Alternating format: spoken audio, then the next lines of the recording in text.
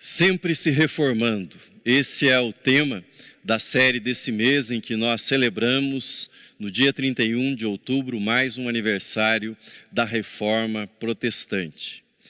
Embora a Reforma Protestante tenha como marco inicial o ano de 1517, o termo protestante ou protestantes, esse termo surgiu somente 12 anos depois, mais precisamente no ano de 1529. As regiões da Alemanha que estavam sob o controle de príncipes católicos, essas regiões tentaram proibir a reforma em alguns estados. Mais precisamente, naqueles estados, naquelas regiões que 5 príncipes haviam se manifestado favoravelmente à reforma e 14 cidades livres também haviam se manifestado favoravelmente à reforma. E diante dessa proibição, esses príncipes e essas cidades livres redigiram o seu protesto.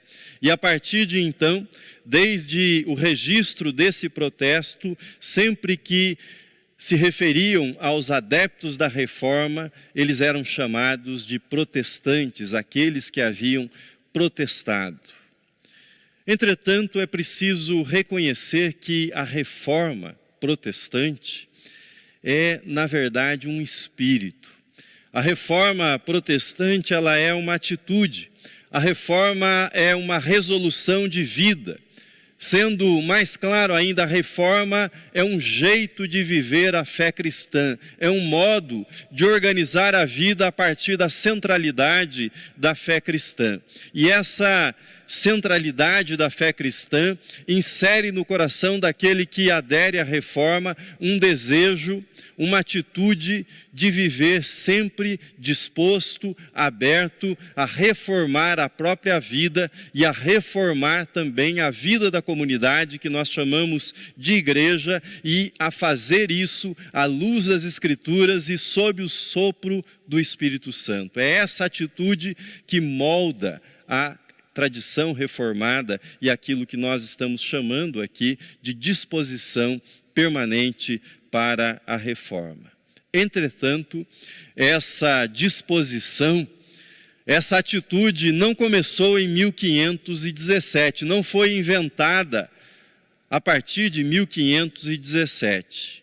O sempre se reformando pode ser visto, por exemplo, na atitude do rei Josias, que reformou, à luz da lei de Deus, à luz da palavra de Deus, o culto, a vida devocional no reino que ele governava, o reino de Judá. Mas essa atitude estava presente nos profetas, Isaías, Jeremias, Miqueias, Amós. Todos os profetas falaram sempre na direção da reforma do culto e da própria vida. Essa atitude estava presente em Pedro Valdo. Pedro Valdo atuou no 12º século, ele abandonou todos os seus bens para se tornar um pregador da Bíblia.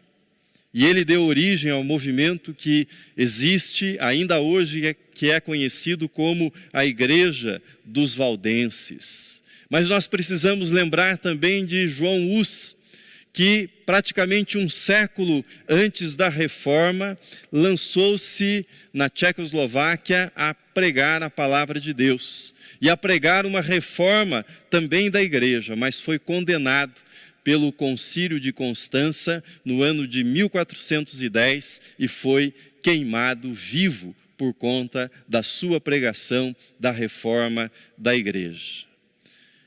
Primeiro, a reforma foi uma disposição, foi uma atitude. Depois, a reforma tornou-se uma tradição. Nós somos herdeiros da tradição reformada. Permita a Deus que em nós, na nossa igreja, na minha vida, na sua vida, haja sempre essa disposição. Uma disposição de reformar-se continuamente à luz da palavra de Deus e daquilo que o Espírito Santo revelar na palavra de Deus, que precisa ser reformado, que precisa ser alterado na nossa atitude, na vida pessoal e também na vida comunitária. Sempre se reformando, nasce do encontro com o Deus vivo e verdadeiro. Nasce do encontro, da experiência desse encontro com o Deus vivo e verdadeiro. Protestos contra os abusos, contra os desvios do cristianismo medieval não faltaram na história da igreja. Citei alguns, posso citar outros, por exemplo, Joaquim de Fiore, um pregador eloquente que vociferava contra os abusos da igreja. Podemos lembrar os cátaros que são citados no romance de ficção de Humberto Eco, chamado O Nome da Rosa, mas que é um movimento histórico presente também como protesto contra as atitudes da igreja cristã medieval. A reforma, ela não foi, entretanto, somente um protesto e não se restringe a um protesto. A reforma não foi também apenas uma volta, uma redescoberta da teologia que já estava presente em Agostinho. A reforma, acima de tudo, foi e é um encontro com o Deus vivo, com o Deus verdadeiro. Isto que nós lemos ainda há pouco na bela apresentação que o apóstolo Paulo faz da igreja de Tessalônica. E ele narra como eles haviam abandonado os ídolos e como eles haviam se voltado numa verdadeira conversão ao Deus vivo e verdadeiro, para adorar este Deus vivo e verdadeiro. O teólogo Paul Tillich chamou aquele período que antecedeu a reforma, período da Idade Média, ele chamou de Idade da Ansiedade. Tal era a ansiedade que havia no coração das pessoas. E essa ansiedade fazia com que se multiplicassem as flagelações, as peregrinações a lugares santos, o culto a relíquias, a compra de indulgências e também a imposição de castigos eclesiásticos, de censuras eclesiásticas. Todas essas práticas tinham por finalidade, tinham por objetivo responder à seguinte questão que estava no coração, na consciência, na mente das pessoas que viviam naquele período. E a questão que as afligia era a seguinte: como eu posso obter o perdão de Deus? Como eu posso apaziguar a ira de Deus e como eu posso encontrar a misericórdia divina absolvendo-me dos meus pecados? A igreja, infelizmente, não respondeu a essa ansiedade com o evangelho de Cristo, mas criou uma verdadeira indústria para vender paliativos, para atenuar essa culpa e ao mesmo tempo manipulá-la. Lutero, com toda sinceridade, havia se alistado nesse exército de pessoas que buscava, de alguma forma, encontrar alívio para a sua alma. Mas o alívio para a sua culpa não chegava. Por mais que ele se dedicasse às práticas que eram recomendadas, ele redobrava as penitências, ele mergulhava nos jejuns, ele impunha punição a si mesmo pelos seus pecados, mas ainda assim a sua alma ficava atormentada e cada vez mais atormentada. Veja comigo um relato do próprio Lutero sobre a sua experiência de conversão. Diz ele: embora vivesse uma vida imaculada como monge, sentia que era um pecador com uma consciência inquieta diante de Deus. Quase não podia acreditar que o tinha agradado com minhas obras. Longe de amar esse Deus justo, que pune os pecadores, eu realmente o maldizia. Eu era um bom monge e obedecia à minha ordem tão seriamente que, se um monge pudesse chegar ao céu por meio da disciplina monástica, eu era esse monge. Todos os meus companheiros no mosteiro podiam confirmar isso. Mesmo assim, minha consciência não me dava a certeza de que eu precisava. Ao contrário, eu sempre duvidava e dizia: você não foi suficientemente contrito. Você deixou aquilo de fora de sua confissão. Esse é o depoimento de Lutero. A paz invadiu a sua alma, o fardo da culpa foi removido do seu coração quando, diante da palavra de Deus, ele entendeu que o justo viveria pela fé, que os pecados perdoados eram recebidos pela fé. E desse dia em diante ele encontrou o alívio que ele buscava, ele encontrou o perdão pelo qual a sua alma tanto ansiava, quando ele entendeu que o justo viveria tão somente pela fé. Essa lembrança é importante nesse contexto da reforma, porque deve ficar claro para nós que a grande paixão, o que movia os reformadores, a começar por Lutero, mas aqueles que o sucederam, o que movia os reformadores não era o combate ao panteão de santos medievais e ao papel intercessor desses santos, mas era o amor que eles haviam descoberto em Cristo Jesus. Cristo Jesus como mediador, como o único mediador entre Deus, o Pai, e os homens. A grande paixão dos reformadores era a exaltação daquele Cristo Jesus que dá paz à alma, que se sente esmagada, afligida sob o peso do pecado.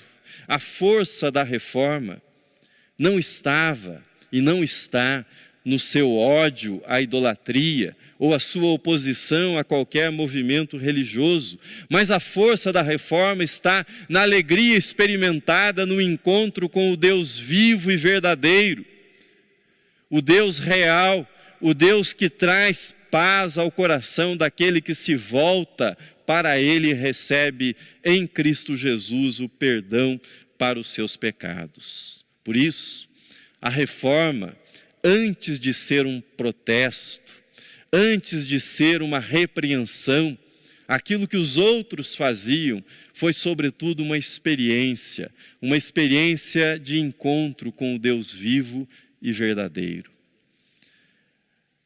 Sempre se reformando, além de ser um encontro com o Deus vivo e verdadeiro, sempre se reformando, é também um encontro com o que nós podemos chamar de natureza humana. Na verdade, a reforma, ela foi uma redescoberta da mensagem bíblica a respeito da natureza humana, a respeito da condição dos seres humanos diante de Deus. E talvez esse seja um dos aspectos mais mal compreendidos da mensagem reformada, da mensagem bíblica, mal compreendido para aqueles que não pertencem às igrejas reformadas, mas às vezes também incompreendido por aqueles que estão dentro das igrejas reformadas. Quem ouve, por exemplo, os nossos hinos, tem a impressão de uma certa morbidez. Parece que nós nos acusamos o tempo todo que nós somos pecadores. Que gente é essa? Que gente é essa que não cessa de lembrar a si mesma a sua condição de pecadora? Qual o sentido disso? De onde vem esse costume?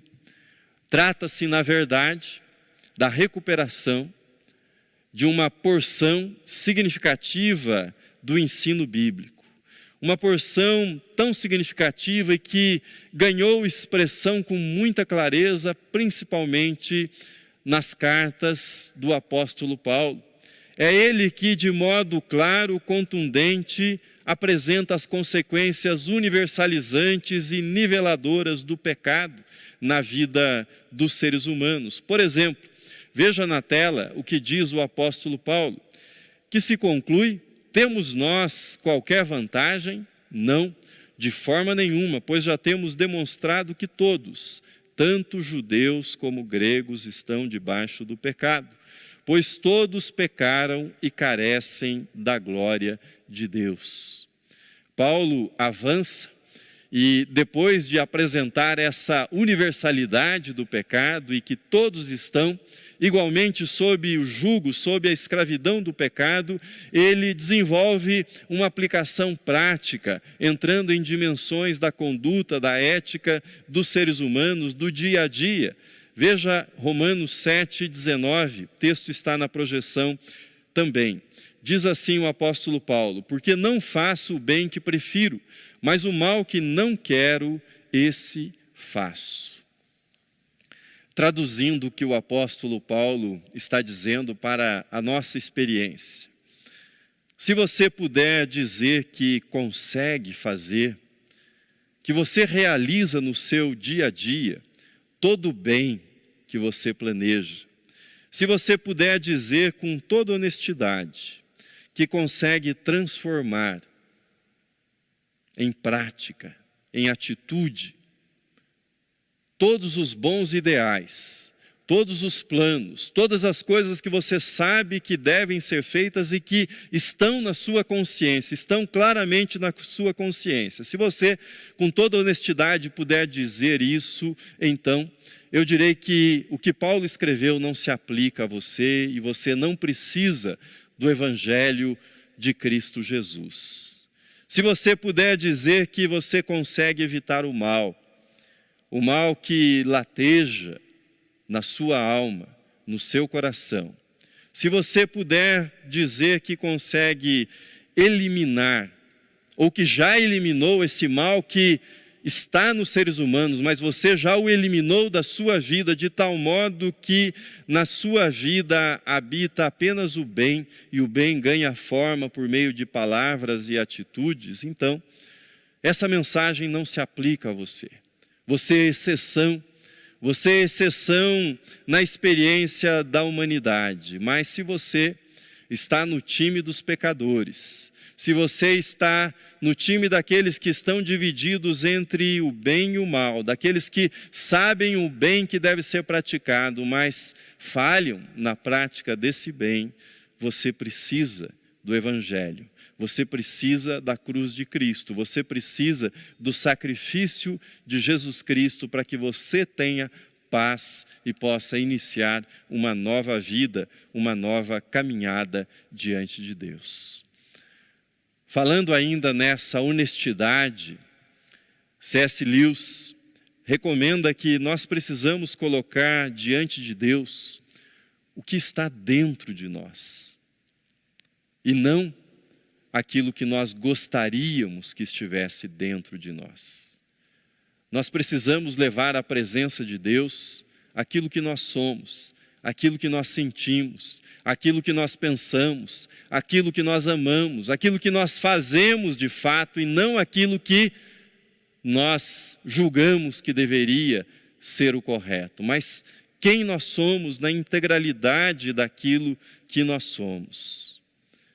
Isso se chama honestidade, sinceridade diante de Deus. E quando nós fazemos isso, nós removemos as ilusões, nós fugimos das desculpas que nós damos. Muitas vezes nós escondemos a nossa ira, a nossa raiva sob uma capa de gentileza. Muitas vezes nós abafamos a culpa que nos persegue por anos a fio, que nos atormenta todos os dias, tentando fazer algumas boas ações, como se nós pudéssemos compensar uma má ação com uma boa ação, mas isso não nos dá paz diante de um Deus que exige perfeição no nosso comportamento, na nossa atitude. Só essa honestidade, esse reconhecimento, essa confissão e a confiança naquilo que Jesus fez por nós pode trazer paz à nossa vida.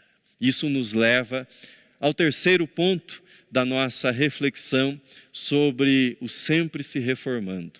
Sempre se reformando nasce do encontro com a graça de Deus, do encontro com a graça de Deus. O encontro com a nossa natureza, com quem nós somos, nos joga no desespero.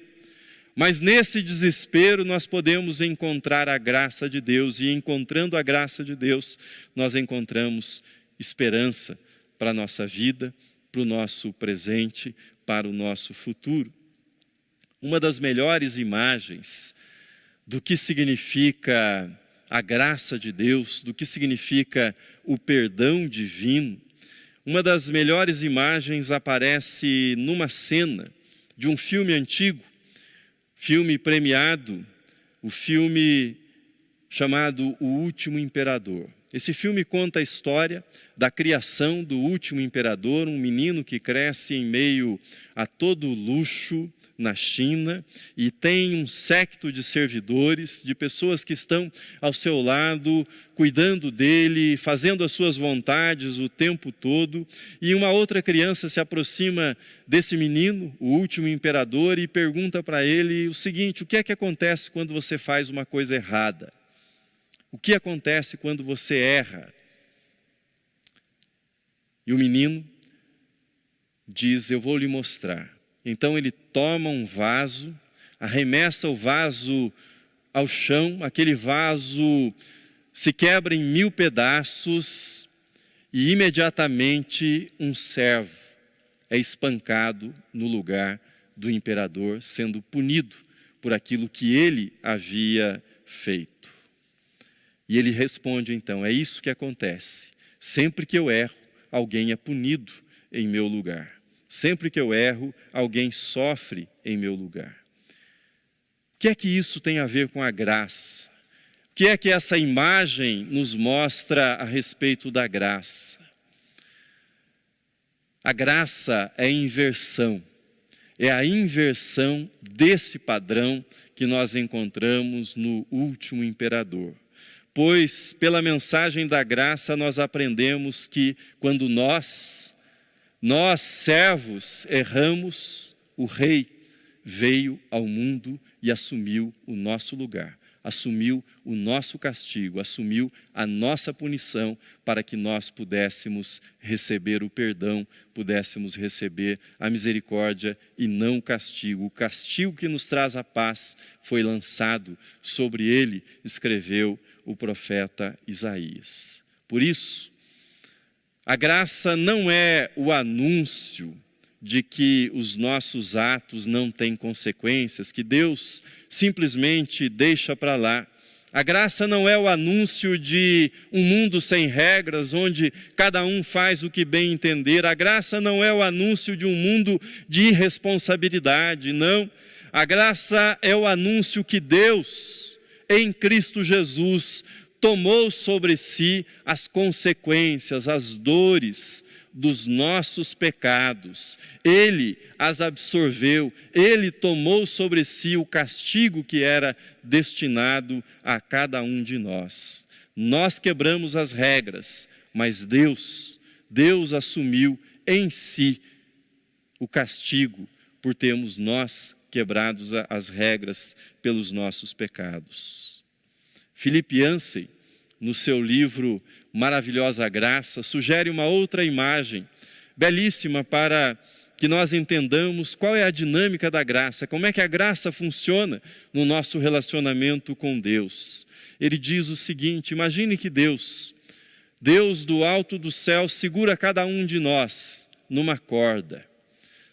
E cada vez que nós pecamos, nós cortamos essa corda e nos separamos de Deus. E Deus misericordiosamente se encurva, refaz novamente o nó e nos puxa de volta para si. E nós cortamos novamente a corda. Deus novamente refaz o nó e nos puxa para mais perto de si. Cada vez que nós cortamos, a corda fica menor. E Deus nos puxa cada vez mais para perto de si. Não entenda mal essa imagem. A Reforma nunca fez apologia do pecado, assim como o apóstolo Paulo, quando escreveu que onde abundou o pecado, superabundou a graça de Deus. Não se trata de apologia ao pecado ou de defender o pecado como um caminho para se chegar ainda mais perto de Deus. Não se trata disso. O foco não está nos nossos pecados, na nossa rebelião, mas no amor de Deus.